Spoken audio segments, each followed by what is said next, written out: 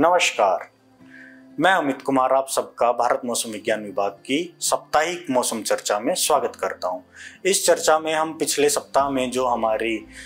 मौसम की गतिविधियां पूरे भारतवर्ष में हुई उसके बारे में बात करेंगे और अगले 2 सप्ताह में कैसी रेनफॉल टेम्परेचर की सिनेरियो रहेगा भारतवर्ष में उसके बारे में बात करेंगे। अगर हम पिछले सप्ताह के वेदर सिस्टम की बात करें तो एक डीप डिप्रेशन जो बंगाल की खाड़ी में बना था और उसकी जो मूवमेंट हुई है उड़ीसा, छत्तीसगढ़ और वेस्ट एमपी के अक्रॉस, वो मेन वेदर सिस्टम था पिछले सप्ताह का। तो आप देख सकते हैं कि 8 तारीख को west central bay of Bengal पे एक डिप्रेशन यानी अवदबाव का क्षेत्र बना। वो 8 तारीख को ही रात में डीप डिप्रेशन में गहरे अवदबाव के क्षेत्र में इंटेंसिफाई हो गया और वो उड़ीसा पुरी के पास से 9 तारीख को लगभग 10:30 से 11 बजे के बीच में क्रॉस किया। क्रॉस करने के बाद वो 9 तारीख की रात तक कमजोर होकर डिप्रेशन यानी अवदबाव के क्षेत्र में तब्दील हो गया और फिर उसने छत्तीसगढ़ से होते हुए वो मध्य प्रदेश के ऊपर एक वेल्ड मार्क लो यानी कम दबाव के क्षेत्र में वीकन हो गया। वीकनिंग होने के बाद 10 तारीख को 11 तारीख को वो फिर से इंटेंसिफाई हुआ और वो एक अवदबाव के क्षेत्र में यानी डिप्रेशन में इंटेंसिफाई हो गया और वो मध्य प्रदेश से नॉर्थ वेस्टवर्ड मूवमेंट करते हुए अभी फिलहाल जो हमारा साउथ वेस्ट यूपी है वहां पे स्थित है। इसके प्रभाव में अगर हम वर्षा की बात करें तो विदर्भा, छत्तीसगढ़ और उड़ीसा में 10 सितंबर को अत्यंत भारी वर्षा दर्ज की गई और 11 तारीख को मध्य प्रदेश में अत्यंत भारी वर्षा दर्ज की गई। अगर हम भारी वर्षा की बात करें तो हिमाचल प्रदेश में 6 तारीख को, ईस्ट राजस्थान में 5, 7, 9 को, गुजरात में 6, 10, 11 को, मध्य महाराष्ट्र में 10 सितंबर को, तेलंगाना में 5, 7, 8 को, विदर्भा में 9 सितंबर, ईस्ट एमपी में 10 सितंबर, बिहार में 5 सितंबर, हमारे SHWB में 5 सितंबर, अरुणाचल में 11 सितंबर, उड़ीसा में 8 और 9 को, छत्तीसगढ़ में 9 और 11 को हमने अत्यंत भारी वर्षा रिकॉर्ड की गई। ये सेम चीज आप हमारे ये जो 7 दिनों का क्यूमुलेटिव मैप है इसमें भी देख सकते हैं कि जैसे जैसे डिप्रेशन ने मूव किया आप देख सकते हैं उड़ीसा, छत्तीसगढ़, MP, विदर्भा यहाँ पे अत्यंत भारी वर्षा कई स्थानों पर रिकॉर्ड की गई। अगर हम पूरे भारतवर्ष की इस वीक के दौरान वर्षा की बात करें तो आप इसमें देख सकते हैं करीबन 53% ऑफ एरिया में नॉर्मल टू अबव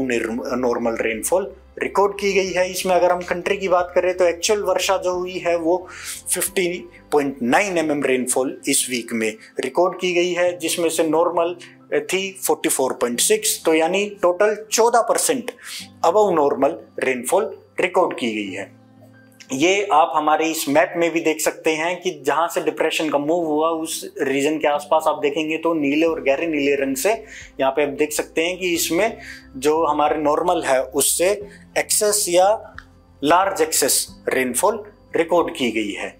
अगर हम सीजन की बात करें यानी 1 जून से 11 सितंबर तक की बात करें तो इसमें आप देख सकते हैं लगभग 83% ऑफ जो हमारा इंडिया का रीजन है वहां पे normal to above normal rainfall record की गई है। जो एक्चुअल रेनफॉल हमारी सीजन में हुई है 11 सितंबर तक वो है 836.7 mm, जो नॉर्मल थी 772.5 mm, जो कि 8% अबव नॉर्मल रेनफॉल है। आप इस मैप में देख सकते हैं कि जम्मू कश्मीर, पंजाब, हिमाचल प्रदेश, बिहार, अरुणाचल प्रदेश को छोड़ के पूरे ही भारतवर्ष में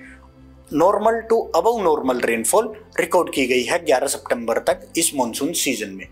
अगर हम अगले 2 सप्ताह के दौरान वर्षा की बात करें तो वीक 1 में हम देखेंगे कि यहाँ पे जो हमारा अभी अवदबाव का क्षेत्र बना हुआ है उसके प्रभाव में और जो हमारा एक लो प्रेशर सिस्टम म्यांमार से होता हुआ बंगाल की खाड़ी में आने की संभावना है, उसके प्रभाव में आप देख सकते हैं कि central India, north west India और ईस्ट इंडिया में अबव नॉर्मल रेनफॉल होने की संभावनाएं हैं। जो हमारा पेनिनसुलर इंडिया है वहां पे वर्षा की गतिविधि में थोड़ी सी कमी रहेगी यानी वो बिलो नॉर्मल रेनफॉल रहेगा। अगर हम वीक 2 की बात करें तो वीक 2 में आप देख सकते हैं कि पेनिनसुलर इंडिया को में अबव नॉर्मल रेनफॉल होने की संभावनाएं हैं। इसको छोड़ के लगभग समूचे भारतवर्ष में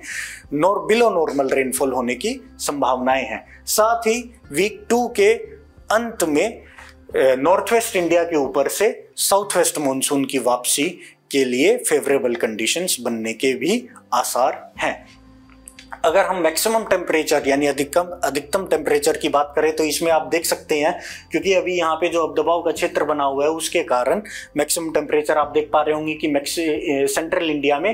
अपने नॉर्मल से कम है। लेकिन वीक 2 में जैसे जैसे हमने बताया कि मॉनसून की वापसी के लिए कंडीशंस फेवरेबल बनेंगी, तो आप देख सकते हैं कि नॉर्थ वेस्ट इंडिया में टेम्परेचर्स में थोड़ी सी वृद्धि देखी जा सकती है। अगर हम मिनिमम टेम्परेचर में बात करें तो मिनिमम टेम्परेचर में भी आप वही सिनेरियो देख सकते हैं कि अभी टेम्परेचर सेंट्रल इंडिया और पूरे भारतवर्ष में थोड़े से कम है, लेकिन वीक 2 में इनके बढ़ने के आसार हैं। अगर हम साइक्लोजेनेसिस की बात करें तो आप देख सकते हैं कि वीक 1 में, क्योंकि अभी एक हमारा डिप्रेशन चल रहा है साउथ वेस्ट यूपी के ऊपर, और जिसके आज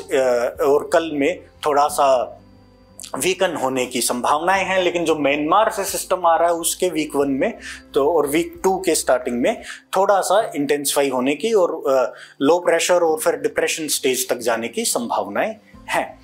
इसी के साथ ही आप हमसे हमारी वेबसाइट mosam.imd.gov.in और सोशल मीडिया हैंडल्स के माध्यम से जुड़ सकते हैं, जहां पे आप मौसम की नवीनतम जानकारियां प्राप्त कर सकते हैं। आप सबका धन्यवाद। नमस्कार।